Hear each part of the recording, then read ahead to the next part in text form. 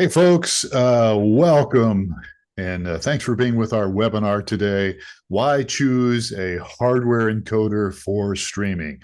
We're so glad you're here today. My name is Phil Thompson, and we are going to introduce our other host in just a moment or so. I just want to say to you that this is brought to you by streamingchurch.tv, and we're a company that serves churches. We've been doing it now exclusively for over 20 years. And really, our goal for this webinar, as well as really all the monthly webinars we've done and will be doing in the future, we really want to provide resources for you and your church and your ministry. So that's really what our goal is here. We're not out to sell stuff. We are out to just really help you make some good decisions on different things. So today's webinar will have some Q&A at the end. This is designed to be a 30-minute webinar. And so if you have questions about hardware encoders, you can actually put them in the chat right now. And we will let our expert, George Herbert, who's our guest today, we'll try to stump him on some things. But you can type in your questions anytime. And we'll begin here in just a moment or so. So let me introduce our host today. We're glad to have all these guys with us. I work with all these guys. We'll introduce George here in just a moment. He's a good friend of ours. Let's start with Michael Gray. Michael, can you tell us a little bit about yourself? Hey, well, I have been in some kind of ministry for since sometime in the 80s, and I know Phil, you got a decade on me, and you've been a senior pastor. I've been everything in every seat but that one, which I'm grateful for. But I love helping churches, and especially in the technology fields, understanding it as well as shaping it to reach their audience and beyond. Yeah. Steve Lacy, who are you? What do you have to do with this thing? Hi, I'm Steve Lacy. My background is in engineering. I'm the founder and CEO of streamingchurch.tv. Been part of ministry my whole life, and been part of boards. Never been paid by a church, but I've been on leadership teams and that sort of thing. Well, and I, as Mike alluded to, I've been on staff at churches since the late 70s, and I've done a variety of things from music to executive pastor to senior pastor and pretty much almost everything in between. And the bottom line is all of us here love helping churches use technology. I've been doing streaming video for about 15 years. And like all of us here, we understand the challenges when it comes to technology. And speaking of technology, we got a tech expert here. His name is George Herbert. He's been a good friend of ours for a number of years. George, very quickly, tell us a little bit about yourself. Sure. Yeah. Well, although I am not as heavily involved in some of my local churches as you gentlemen have been, I do spend most of my life in and around churches and different ministries, and these days I focus very heavily on camp ministry. I sit on the board of directors for a Christian kids camp locally to me, and volunteer and spend a lot of time fundraising and things like that for those organizations, and consult a little bit on how to do live streaming with churches who are all desperate to do that the past few years and even before that, and seems like that hasn't slowed down. So it's great to see some information hungry people here today. And in my professional life, I have spent a long time, well over a decade, in the hardware encoder live streaming recording space for one of the brands we're going to talk about today. And before that, in custom computers and hardware, I've spent my life dealing with hardware in one form or another. So I'm really excited to be able to chat with you guys once again about all of that stuff. Yeah, we're glad to have you here. It's a pleasure to have you here. We've had you on our Church Solutions podcast in the past, and we're looking forward today. So let's just jump into this. What are we going to learn today? Well, we're going to learn, hopefully, why choosing the right encoder is important. We're going to talk a little bit about the basic explanation of what a hardware encoder is. And then we'll talk briefly about the key differences between software and hardware encoders. We just did a software webinar last month that you can see if you want. We'll briefly talk about the most popular hardware encoders out there, and we will review, easy for you to say, review the best features.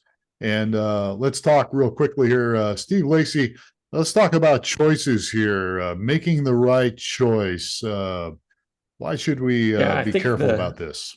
Yeah, every church is different. So there's not one size fits all, whether it's hardware or software encoder, or even within the hardware encoder world, there's going to be some considerations. And number one on our list here is your volunteers. They are not typically technical people. And so you want to make, depending on where your church is at, maybe you've got paid staff that's AV guys, and then that's going to influence your decision as well. But if you've got volunteers running things, that's going to be a key consideration. That really is. And again, I mean, as always, reliability and stability. You don't want something that's going to die on you halfway through. That's a key concern. Next, we got flexibility and value. If you have needs to broadcast in different areas, portability, and just other considerations will come into play. And what's the right value for your church, and what do you value at your church? And then obviously quality of your streaming. A lot of people don't recognize that is determined at your encoder, and primarily between your encoder and your network is going to determine your quality of streaming. So network's typically more important there, and then compatibility of streaming provider, which really isn't an issue today. Just about every streaming provider is going to take the standard inputs. So that's true. So we were talking about software encoders last month, and now we're going to talk about hardware encoders. Mr. George Herbert, what is the difference between software encoders for streaming and hardware encoders? So, I mean, the general difference is software is running on a computer. That computer hardware is then doing all the work to compress and encode the stream to send it to your platform of choice, which is hopefully Streaming Church, but any of those platforms of your choice, which means it really relies on that computer to do the heavy lifting, the work. The idea with a hardware encoder is that it's built specifically to do that job. It is hardware built from the ground up to stream, basically. The other difference is that when we use a computer, computers don't have video inputs, which means we're adding something else onto it. Now, oftentimes this is a capture card or something else. And so like this graphic here, you very quickly end up with a bit of a tangled mess of different things. With a hardware encoder, we start to streamline some of that as they have built-in video and audio capture without needing to add on extra pieces. So it can help streamline the workflow. And because they're built to task, because they do this specific job and really not much else, they tend to be much more stable and reliable. I used to talk about this anecdote all the time, and I know I've shared it with you guys in the past, but the number of times I've joked about it, but also seen it happen, and for some reason it tends to happen with churches. The last thing you need in the middle of Sunday stream is a Windows update to trip off, or something happens and the computer crashes and goes down. I joke about it, but it has happened. The number of times I've heard people say, Oh yeah, that has happened. That's the exact sort of problem that hardware encoders are designed to solve, because they don't do that. There are not devices running Windows that are going to trip up on you. So, George, I've got a slide here that says hardware encoders tend to be more expensive upfront. Yes. Would you say that's true? Well, it depends on your math. They certainly can be. And there is no apples to apples here. It's always going to be a little bit of apples to oranges. On the front, if you already own a pretty powerful computer that you intend on using for running your live stream with software like free software like OBS, then that might be a very inexpensive upfront way to go. Hardware is absolutely going to be more expensive than that. But if you're in a position where you're going to be going out and buying a dedicated computer and paying for a software license from some of the more sophisticated software packages out there, you might find very quickly that the costs are about the same or even cheaper for hardware. So you really have to look at the total picture. And personally, my recommendation, software encoding is a great way to go still, But if you are going to do that well, you probably are looking at a dedicated, specifically built machine with paid software and so on. And, then do the math and see what actually makes sense for your organization. And coming back to your first point off the top about, choosing the right one, the volunteers, it's got to be easy for them. So which path is going to be easiest for the people operating it? That's a good point. I'm probably going to get us off track here, but I'm famous for doing that. But when we first started streaming, and Mike and Steve can relate to this at our church, we had an issue. We used a Telecaster, and it was a Telecaster. Is that what it was? TriCaster. TriCaster. The band used the Telecasters, but okay. So yeah, as usual, I've already botched this up. So but we took a lightning strike, right? And because we're in Tucson and we get monsoons, and then so it was really hard to find the part, and we only had that thing for a few years, and they said it was obsolete or something like that. So working with streamingchurch.tv, I was saying, well, I was recommending to everybody at that time, this is, whatever it was, 14, 15 years ago, that I was telling everybody, just get software encoders, because if something happens, you can always pull up another computer and, stream relatively quickly, so to speak, instead of having to wait 2 weeks for a part. But things are different now, aren't they, George? I mean, they're a little different, right? They are. I mean, there's a lot of options out there, and I would say that there are a lot more options in the hardware encoding space at what I would call the entry level, which is very price competitive to the software solutions. But that being said, as Steve had mentioned earlier, you might have very sophisticated people on staff and a very sophisticated broadcast setup for your stream, in which case the higher end part of the hardware market might serve you better in terms of the features and options that they support. And we'll kind of touch on that as we go through some of those models. But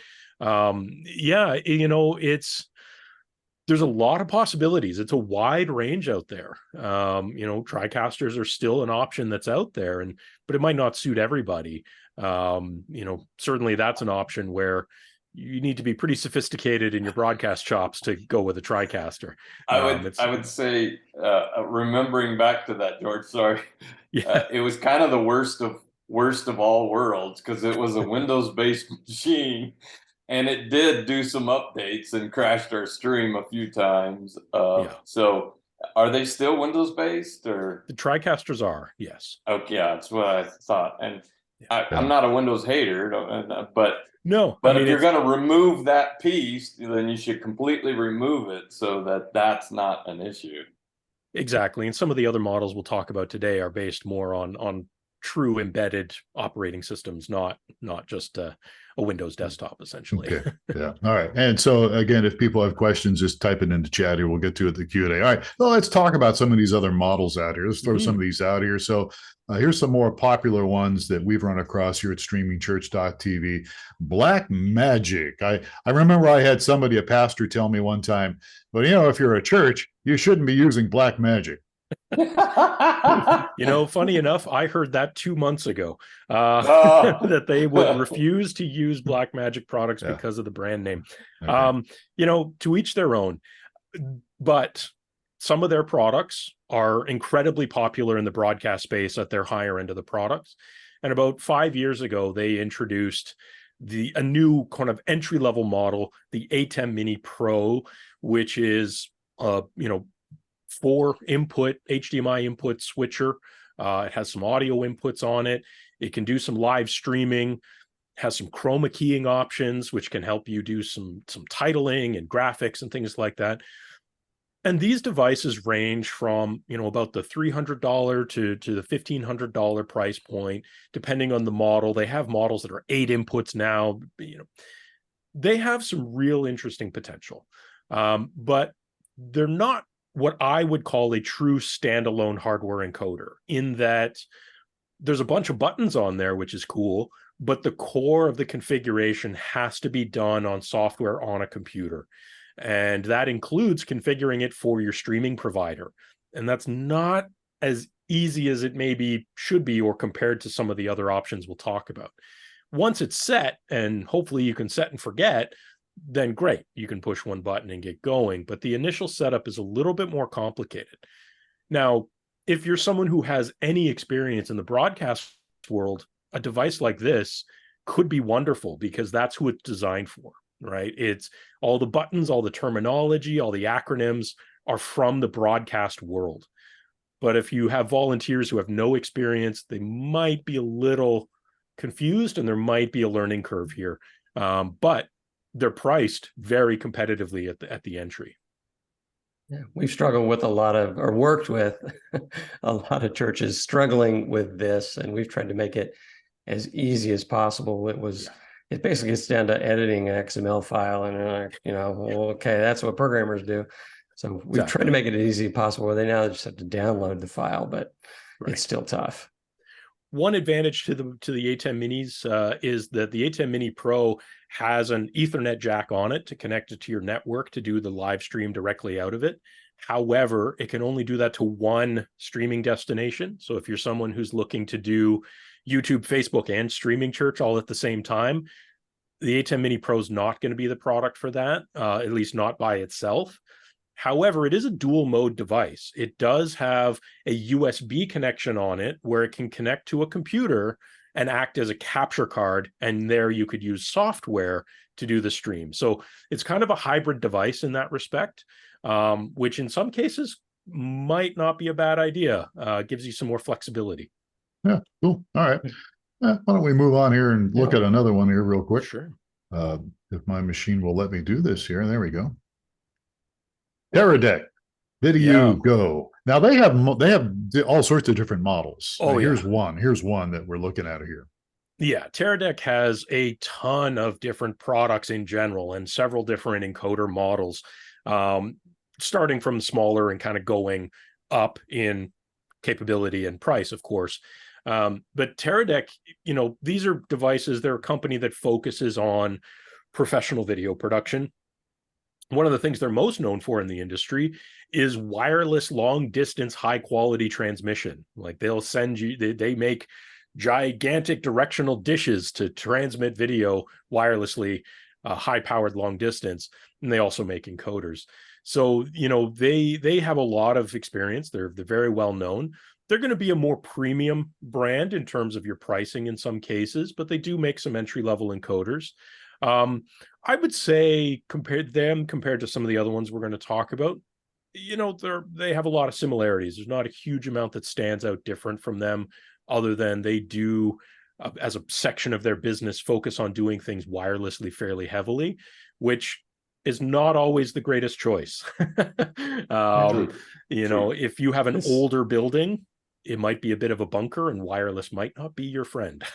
Is this the device that you can mount on the camera and transmit? Yeah, okay, they have the smaller models that exactly. You can bolt it straight onto the side of the camera, which might have its advantages if you're using that type of camera. But if you're someone who's, as most churches I've seen are using PTZ cameras, wall mounted or ceiling mounted, that's maybe not the device for you. What's the starting point? I know there's depending on the model, but isn't it around $1,000 or so where they start with the prices? Depending on what you got there. All right. So, all right, let's move on here. Here's an interesting one. YOLOBOX Pro. What is that? So they're a newer player in the hardware encoder game, I would say. They've been around for a couple of years now, and it is a truly standalone, all-in-one hardware encoder solution that is priced at the entry level, and is designed to kind of pack in a bunch of features, but try to keep it basic and simple and straightforward.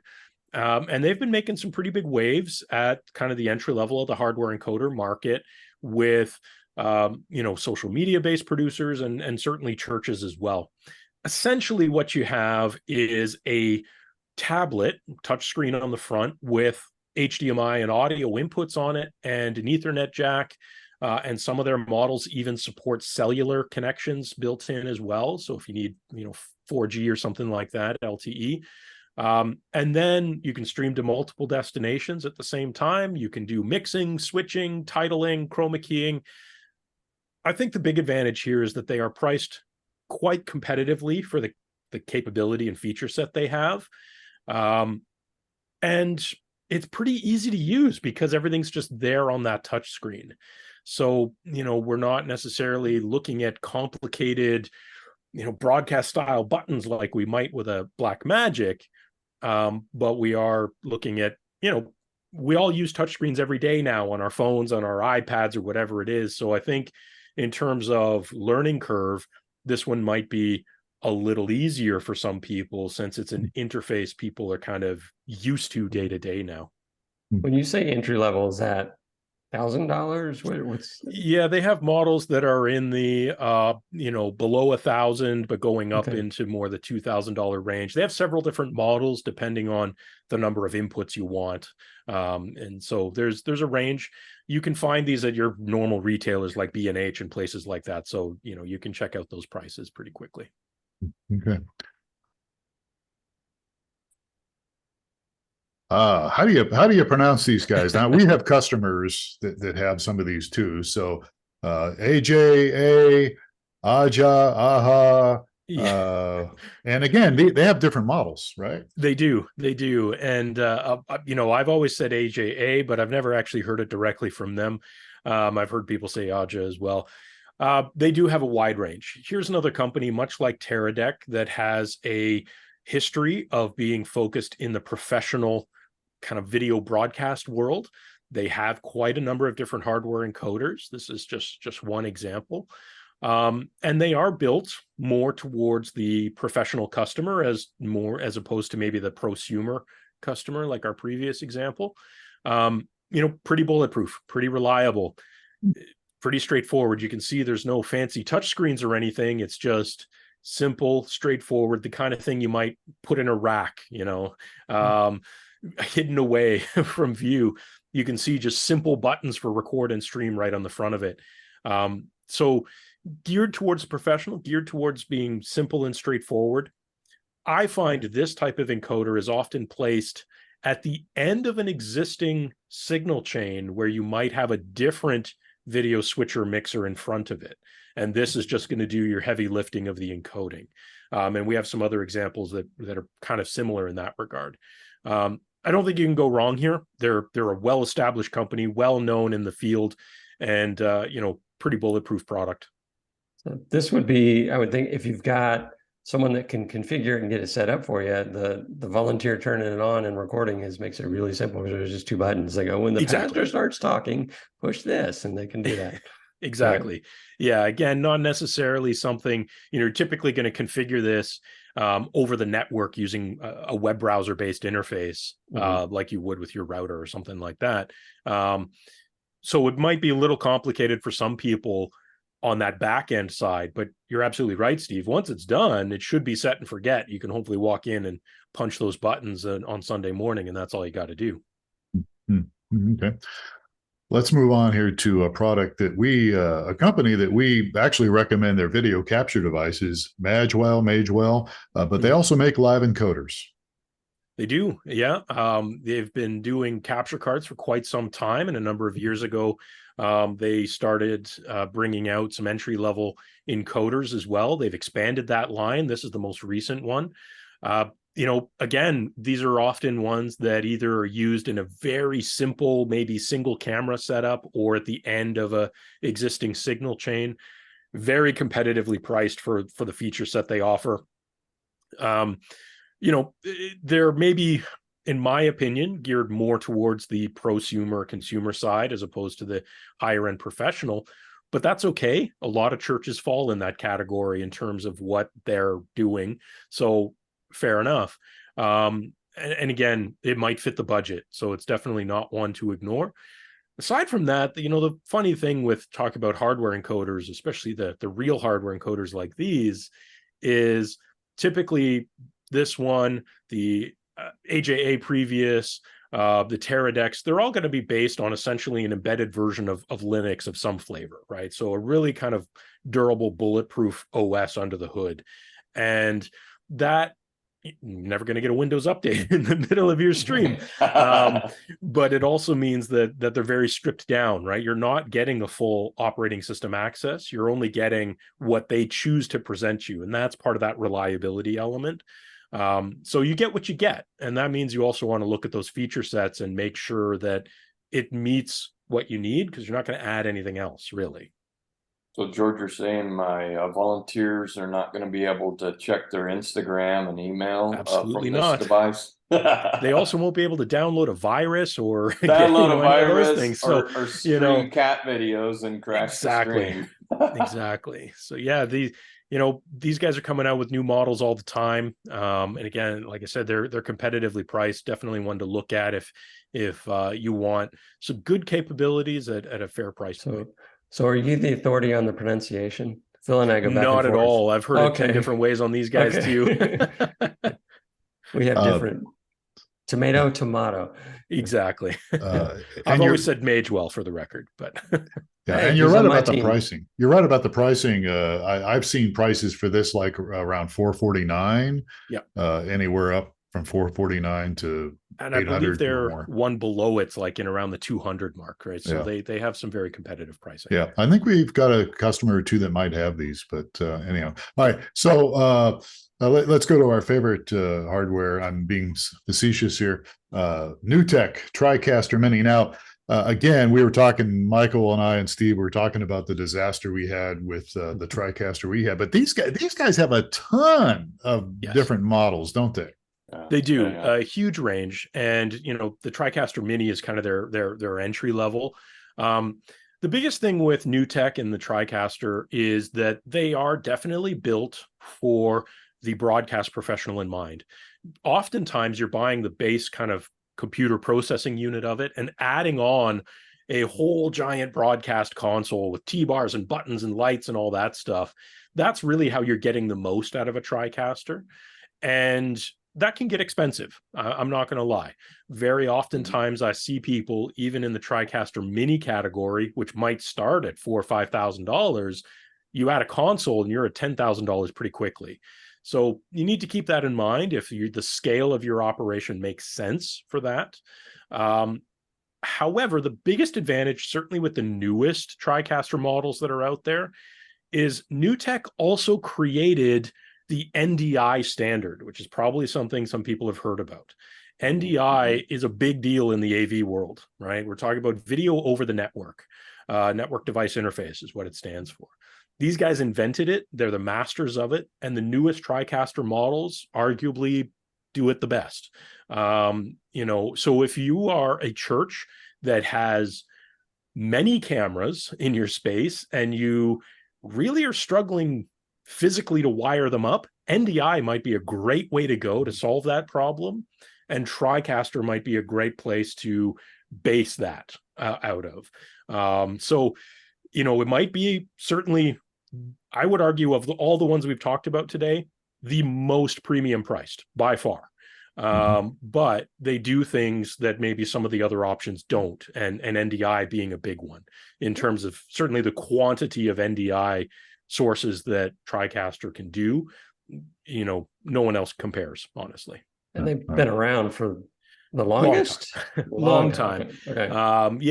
But again, would I want to stick a 75-year-old volunteer in front of a TriCaster with no experience in broadcast? No, I wouldn't. Okay. I always put it on the scale of, could I teach my mother to do it? And maybe that's not fair to my mother, but I wouldn't even begin to try with the TriCaster. That just wouldn't even be that's a non-starter. All right. Very quickly here, we'll move on to another one here real quick. Yeah. And here's another one. Matrox Monarch HDX. What do you say about that one? A lot like the AJA, pretty bulletproof, designed for the professional. Matrox has been around forever. They make a range of different encoders as well. The Monarch HDX is one of them, and the most popular one that I've encountered out there. Full disclosure, I'm Canadian, and so was my previous employer, one we're going to talk about next, and so is Matrox. So these are things to consider as well. Some of the other companies we've talked about are based in China or in other countries. So there might be part of your decision making as well is, where does the company base? Where is support based? I know Michael and I have talked about that a number of times. And what's your level of access to it? Matrox is a big company. They make many different products. This is just one section of it, and they've been around a long time. Very reliable brand, good hardware, but again, geared towards maybe a little bit more of a professional IT style crowd. To give you context, there's a version of the HDX that they build specifically for the education market, for lecture capture and things like that. So the way that they build their products are targeted at a particular vertical, although they absolutely work great in churches. Coming back to, like we said, with the AJA, probably more of a set it and forget it, walk in and punch a button kind of mode. Yes. But if you have the capability to do that, the Monarch can sit in a rack and hopefully you never have to look at it again. All right. And the nice thing about a Canadian company is if you call them for customer support, they'll apologize, right? Exactly. Yeah. All right. So let's I don't know, you may not know much about this one, but Epiphan Pearl, I'm being sarcastic here. Epiphan Pearl Nano. Epiphan's got at least 2 or 3 models, right? 3 models in the Pearl family, and full disclosure, I worked for Epiphan for over 13 years. I know these products intimately, and even helped develop some of them. So, pictured here is the Pearl Nano, which is the entry level. This would be a direct competitor to things like the Monarch HDX and the AJA, at the kind of entry level hardware encoder, around that $1,000 to $2,000 mark, depending on what you're looking at. Some of the differences here is that what Epiphan chose to do is build screens into them instead of not having screens like the Monarch or the AJA, but still have those dedicated buttons. The other thing Epiphan tends to do is focus on professional audio. And that's something that none of the other models we've talked about really has, is professional XLR audio inputs. They have, 3.5 millimeter 8th inch style headphone jack inputs, but most churches, if there's one thing I can say over the years I've learned about churches, is they may not do video all that great sometimes, but they always have the audio nailed. And because before streaming was ever a thing in a church, audio was number one. Yep. So churches are obviously well equipped for that. They have sophisticated audio, full mixing boards. People know how to use it. If you're looking at a hardware encoder, very seriously look at one that supports professional audio inputs, so that you can just take an XLR main feed out of your board directly into your encoder without needing to adapt or convert or do anything along the way. That is going to help you maintain what is arguably more important than video anyways, and that's high quality audio. There's a saying in the streaming world: weak video is forgivable, weak audio is not. And especially in the context of a church. Yeah, we ring that bell a lot. That's so true. Yeah, that's very true. All right. Okay. Well, look, we're starting to run out of time here, but we'll take a Q&A here in just a second. Sure. Let's just move on here. So how do you make a choice? You've covered a lot of things here, George, with us. How do you make a good choice? Well, budget's certainly a consideration, right? It's a big one. And that's important. Your volunteers, as we've talked about, very important. Their capability. Yeah. Number and types of cameras. It's going to depend on your encoder choice. What else do we want to say? Your vision. So your vision for your church, for your ministry. Do you want to do multi-stream, multiple destinations? Do you want to do social streaming? Those kind of things. And then customer support model. Tell us about customer support. Why is that important when it comes to live encoders? Well, I mean, hopefully you never need to call support, but chances are you will at some point, right? This is something that Michael and I, and I know, Steve, you've spent enough time doing this too. We know intimately. So you want to think about how quickly you can get support, what day or time of day you can get support, but also where that support is based. You might find that a premium product, a premium priced product, means that you can actually pick up the phone and call someone who's based in North America, where some of the other cheaper brands, you might find there is no phone support. You're based solely on forums or email, often in other time zones offshore. So you have to think about that, right? How much value does that bring to you to be able to call somebody up? And having spent over 13 years at Epiphan doing exactly that, I can tell you the number of times we help churches answer the phone, and help them live. And in Epiphan's case, their support is fully based here in Canada. So, that's a consideration you have to think about. It's very important. All right. Yeah. So some might be saying, hey, I just joined the webinar here a few minutes ago. How do I get the full thing? Well, this is being recorded. Again, before we get to our Q&A, this is being recorded. Just send us an email, support@streamingchurch.tv, and just put hardware encoders on the subject line of the email. And I want to remind you before we get to a little more here that we've got another webinar coming up July 18th. I think that's right. Am I right about that, guys? I hope so. Unleashing the power of online church. We've got a special guest, Jason Moore, who's an author, a conference speaker, just written a book called Both and Maximizing Hybrid Worship Experiences for In-Person and Online Engagement. This is a great guy here, great information, and Jason will help us understand how to harness really the changes in technology and culture, and combining that with really the experience of worship and his message, the message that God has, and really how to do all these things. So this is a great webinar. We will give you an opportunity to sign up for this webinar here coming up real soon, but it's July 18th, so don't forget that's coming up. And again, we're here to help you. Anytime we can help you in any way, we do customer support. And you can reach us at streamingchurch.tv or the email support@streamingchurch.tv. We have other resources, blog.streamingchurch.tv. You can read about our blogs, different things we talk about. Church Solutions podcast is every week. And you can see past webinars, including this one eventually, at streamingchurch.tv/webinar. All right, it's time for some Q&A. Do we have any questions? I've got a couple, but Michael, do we got some we need to bring up here? Pastor Steve has a really good question because I've had this one before. He says we have a TriCaster or Webcaster. Sorry, I'm mixing up my machines. We have a Webcaster X2 at the present time, wanting to see if it's outdated and how to upgrade.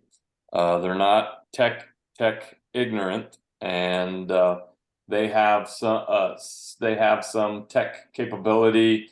They turn it on from the pulpit. So what's the answer for that? Well, that's an easy one because that also happens to be an Epiphan product that I'm intimately familiar with, having been there when it was launched, all the way through to, unfortunately, around the beginning of the pandemic, when it was discontinued. Update support ended at that time when the hardware was unfortunately discontinued. If you're looking to stay within the Epiphan family, the closest direct replacement is the Pearl Nano that we pictured earlier. Pretty different animal, better in almost every way, aside from some of the simplicity of maybe configuration. The Webcaster used Facebook's and YouTube's API, which on the surface is really convenient, but it also means it relies on those platforms maintaining it, which I wouldn't hold your breath on those. Now, we did also integrate it with Streaming Church, and of course, it works great in that case, but it can only stream to a single destination. So as we talked about earlier, if you're someone who's looking to branch out and hit multiple platforms, you might be looking at a different product. When the Webcaster came out, it was very competitively priced, and I would argue that it created the $300 hardware encoder market. There was really nothing previous to that under $1,000. And now we see the Magewells, we see the Blackmagics, we see the YOLOBOX, all of those kind of chased the Webcaster. And I would say in that market space have replaced it since Epiphan did not. So, if you're looking for something in and around that same budget category that has some of that simplicity, you might want to look at one of those options. But if you want to stay within the Epiphan family. The Pearl Nano is a bulletproof product that is a little more professional grade than the Webcaster was, and will serve you extremely well. All right, good deal. I've got a question in case somebody else doesn't, and that is having to do with adjustable bit rates. So I remember many moons ago, the Flash Media Live encoder, you had a setting. It was free encoder, but it worked pretty good. You could it was able to adjust the video bit rate. Are any of these hardware encoders, do they have that option, that feature? Some do, but most don't. I would say arguably one of the advantages of hardware encoders is that they often are designed around a constant bit rate encoding style. This has pros and cons to it. Both methods have pros and cons. The pro of constant bit rate is stability, meaning, as Steve mentioned earlier on in the beginning, or I guess Phil, you mentioned as well, the network is a big part of all of this, right? It doesn't matter what streaming style software or hardware you choose to use. If you're, pardon my language, but if your network sucks, it sucks. I mean, there's not much you can do about that other than make it better. Variable bit rates are designed to try to compensate for that automatically, which I would say can be good if you're using cellular, 4G, LTE, 5G, that kind of thing, because those vary tremendously. But if you're using hardline internet, and you know what it is, and you know it's pretty stable, and you do the fun math of making sure you're not running at 100% of your bandwidth all the time, but you're maximizing it, constant bit rate can unlock the potential of having the most stable, highest quality image for your stream. So let's just say you have a total of a 10 megabit upload speed. It's pretty common in North America for that to be a pretty minimal baseline. You can safely stream at up to about 5 megabit for your bit rate fixed, and you'll probably be fine on that. And at 1080p, that's going to provide you very good quality video. So those are some of the things to look at. You're not necessarily going to do 4K on that, but you can certainly do 1080, no problem. Fortunately, the environment has changed. I mean, we've been streaming for a long time. And back then, the margin that you talked about was really low. Yeah. So we're really having to deal with a lot of people. It's still the number one problem that people have, but absolutely. The margin has improved so much that it's much fewer and far between as far as just your upload speeds getting so much better over the years. And it especially impacts rural churches, right, where their internet options are limited. So those are I've spoken to many churches over the years that say I can barely get 1 meg up, and quite frankly, live streaming on that is going to be pretty difficult at any sort of reasonable quality. So you really need to look at what's available and what you might be able to do. Yeah. So I mean, as we look at these hardware encoders, it's kind of like buying a car kind of thing, right? Where I can go from my budget car and kind of live with it for a while and not realize that I'm not going to get great service or any service. One of the things you mentioned earlier was the cost of support, and it's kind of priced. You were talking about, how is that handled? It's kind of an invisible thing. People just look and go, well, I'm not paying an extra $500 for this one because I can get this one that has the same specs at the same price, or $500 cheaper. Talk a little bit more about that. Well, some of it'll be what contact options you have, period. As I mentioned earlier, some of those brands, there is no phone number, right? You're not going to be able to call a live human at technical support. You're going to get access to a public forum, which might take days for a response. You might have a faster response on Reddit. You might have an email, but who knows how long that takes? Who knows what their expectation on responding to tickets is, especially because, to be blunt, a lot of the companies that offer that level of support tend to be based overseas. And so there's also going to be significant time zone differences from North America. I'm in Eastern time and here in Canada, you guys are a little farther away, but our time zones aren't really that different. We can still make it work. But if we have to try to contact somebody in China, that's a different day, right? So you have to think about that. So that can be there. Some companies will sell support contracts, right? So it's a recurring cost. Usually you're going to see that at the higher end when you get up into things like the TriCaster, call them out again. You want software updates, you want support, you want, those really expensive companies are typically going to sell support contracts that are recurring and you need to renew every so often. And then there's sort of a middle ground that you'll see with something like an AJA or an Epiphan, where they've essentially built those costs into the product upfront. So they might be in that $1,000 to $2,000 range, but they aren't necessarily going to charge you a support contract to be able to call their teams. And if you're talking about, say, a Matrox or Epiphan, their support teams are going to be based in North America, whether that's Canada or the US. So, chances are you're going to get somebody who's closer to your time zone in North America, and that sort of thing. So, that comes into it. And again, speaking from my experience with Epiphan in particular, the support team is absolutely amazing, incredibly knowledgeable about everything, not just Epiphan products. And you can just pick up the phone and call them, and they're based Eastern time in Canada, right? So, you could put your own value on that, I guess. Right. I personally would value it pretty highly in just over years of experience of not only having to be a customer, but also being on the other end of the phone, working help desks for many years. So another quick question. Is there a review site resource out there that if I'm the guy in charge of my pastor said, we need to fix this. Is there an online or a resource like Consumer Reports or something where I can?